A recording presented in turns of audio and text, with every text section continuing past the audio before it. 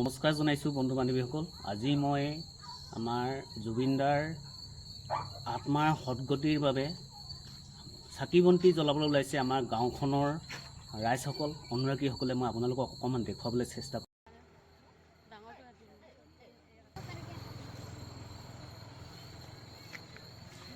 ৰাইজসকল, আজি আমি দুখৰ সময়ত সকলোৱে জ্ঞাত যে আমাৰ মৰমৰ হাৰ্টথ্ৰব জুবিন গাৰ্গ আমাৰ মাজৰ পৰা নাইকিয়া হৈ গৈছে।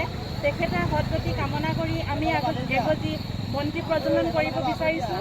সেই বন্তি প্ৰজ্বলন কৰিবৰ কাৰণে আমি আমাৰ পাটিদৈ নগাঁৱৰ গাঁও প্ৰধান শ্ৰীযুত বগেন গগৈদেৱক আমি নিমন্ত্ৰণ কৰি আনিছোঁ। তেখেতে বন্তি প্ৰজ্বলন কৰাৰ লগে লগে আমি সকলোৱে কেণ্ডেল হাতত লৈ এটা প্ৰাৰ্থনা কৰিম বুলি ভাবিছোঁ। তেখেতৰ সদ্গতিৰ কাৰণে সকলোৱে যেন আপোনালোকৰ সহায় সহযোগিতা আপোনালোকে কৰে, সেয়েহে তেখেতৰ সদ্গতিৰ কাৰণে আমি প্ৰাৰ্থনা কৰিম।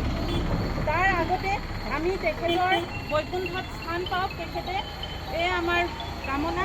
সেয়েহে আমি তেখেতৰ কাৰণে মৌন প্ৰাৰ্থনা কৰিম বুলি ভাবিছোঁ। আৰম্ভ কৰিব লাগে।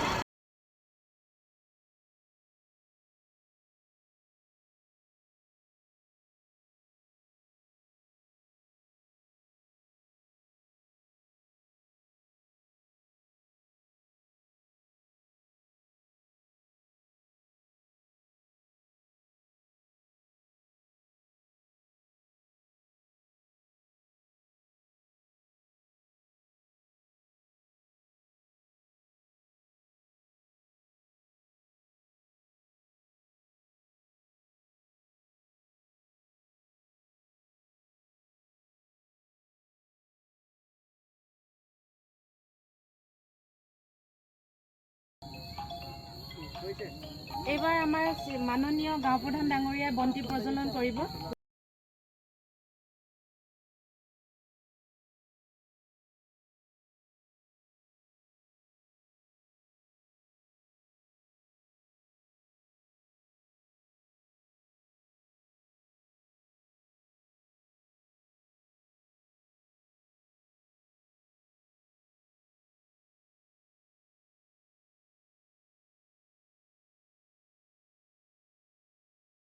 আমি সকলোৱে এটা প্ৰাৰ্থনা কৰোঁ তেখেতৰ সদ্গতিৰ কাৰণে।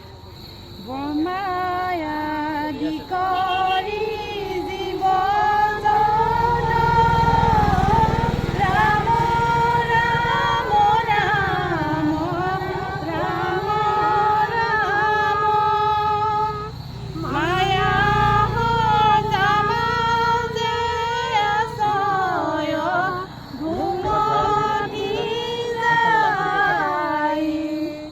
তুমি হে চৈতন্য সনাতন ৰাম ৰাম ৰাম ৰাম ৰাম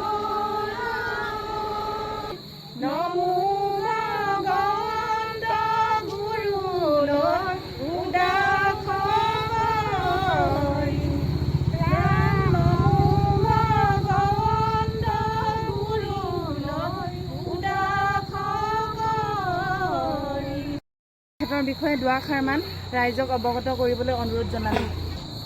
আকাশে গাতে ল'বৰে মন, সাগৰৰ তলিতে শুবৰে মন। সাগৰ ভাল পোৱা, বিশাল সাগৰক ভাল পোৱা, ধুমুহাক ভাল পোৱা, মানুহক ভাল পোৱা, আমাৰ সকলোৰে মৰমৰ হাৰ্টথ্ৰব, সকলোৱে হিয়াৰ আমঠু, সকলোৱে কলিজা, সকলোৱে মৰমৰ জুবিন গাৰ্গ আমাৰ মাজত নাই। কালি হঠাৎ বিয়লি বেলা এটা খবৰ আহিল, সমগ্ৰ বিশ্বতে বিয়পি পৰিল। ছিংগাপুৰত নৰ্থ ইষ্ট ফেষ্টিভেল নামৰ তথাকথিত এটা অনুষ্ঠানত অংশগ্ৰহণ কৰিবলৈ গৈ সাগৰত নাও খেল কৰিবলৈ গৈ তেওঁ দুৰ্ঘটনাত আকস্মিকভাৱে আমাৰ মাজৰ পৰা হেৰাই গ'ল। এইটো সমগ্ৰ বিশ্বৰ বাবে এটা আকস্মিক খবৰ আৰু দুঃখবৰ। খবৰ বিয়পি পৰাৰ লগে লগে সমগ্ৰ বিশ্বতে দুখৰ বন্যা বিয়পি পৰে আৰু সকলো শোকস্তব্ধ হৈ পৰে। সেই মহান সংগীত শিল্পী জুবিন গাৰ্গ আমি ল'ৰাৰ পৰা বুঢ়ালৈকে সকলোৱে শুনো, সকলোৱে ভাল পাওঁ। প্ৰায় 40,000 গীত পৰিৱেশন কৰা এই শিল্পীগৰাকী 52 বছৰৰ বয়সতে অকালতে আমাৰ মাজৰ পৰা হেৰাই গ'ল। আকস্মিকভাৱে তেখেতৰ আত্মাৰ চিৰশান্তি কামনা কৰিছোঁ। লগতে তেখেতৰ পৰিয়ালৰ সদস্যসকলক, বিশেষকৈ পত্নী গৰিমা গাৰ্গ আৰু পিতৃ বৰঠাকুৰক, কপিল বৰঠাকুৰক আমি শোক স্তব্ধ পৰিয়ালটোক আমি সমবেদনা জ্ঞাপন কৰিছোঁ। আৰু আমি আশা ৰাখিম জুবিন গাৰ্গ নামৰ শিল্পী সত্তাটোক সমগ্ৰ অসমবাসীয়ে জীয়াই ৰাখিব।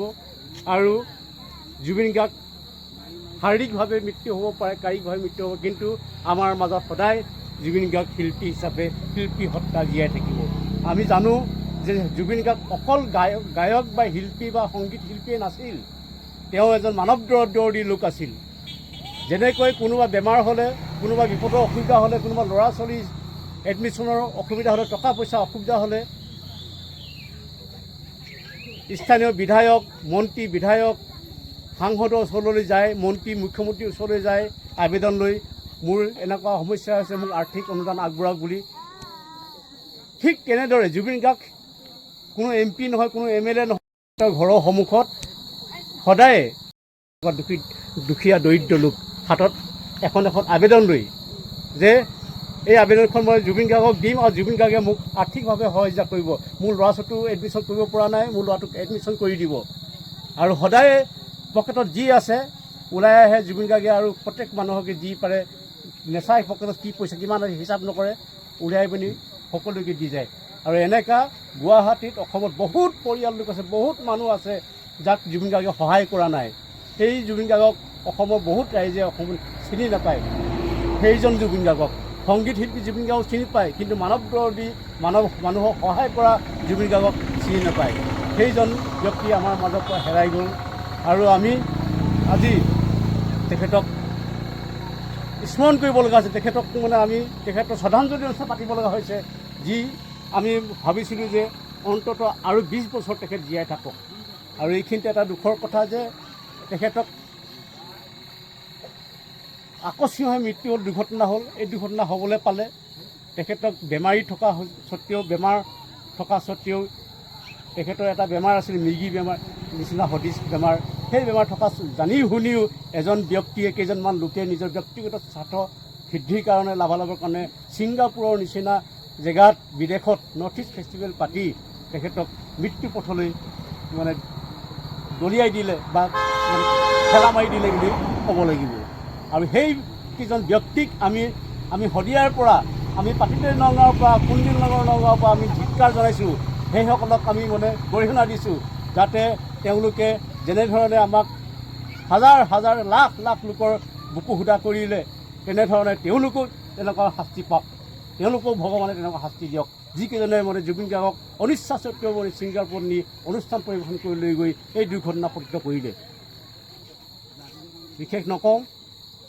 আৰু মই খুব সুখী ব্যক্তিগতভাৱে যে মই ভাল পাইছোঁ, মোৰ মনত আহিছে যে এইখন গাঁৱৰ এই চুবুৰীটো, মাজৰ চুকৰ চুবুৰীটোৱে মহিলাসকলে যে এনেধৰণে ভাবিব পাৰিলে যে গাঁওখনলৈ সোমোৱা পথতে জুবিন গাৰ্গক শ্ৰদ্ধাঞ্জলি জনাই, দুয়োকাষে বন্তি জ্বলাই তেখেতক শ্ৰদ্ধাঞ্জলি জনাবৰ কাৰণে যিটো চিন্তা কৰিলে, এই চিন্তাক মই সন্মান জনাইছোঁ।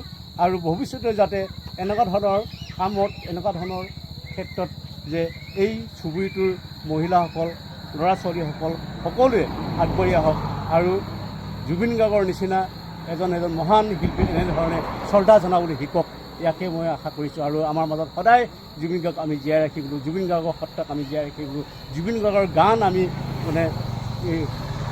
গাই আমি জুবিন গাৰ্গৰ বিষয়ে জানিবলৈ চেষ্টা কৰিব লাগিব। ইয়াকে কৈ মোৰ চমু ক'ব লগাখিনি শ্ৰদ্ধাঞ্জলি অনুষ্ঠান ক'বলৈ সামৰণি মাৰিছোঁ। ধন্যবাদ।